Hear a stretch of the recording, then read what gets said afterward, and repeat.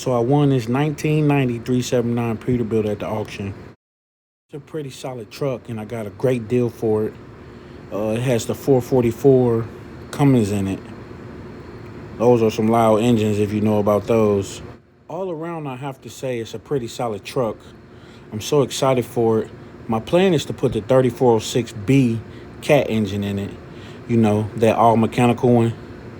I plan on pulling the 444 after I rebuild the 3406B cat engine.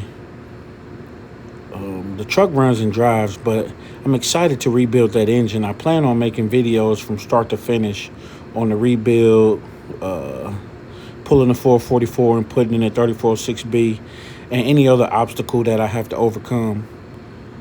I have a lot more videos. I just haven't had time to edit them and post them. I'm not the best video maker, so stay tuned and hopefully you'll like what you see. Thanks. Make sure you like and subscribe at Black Diesel 777.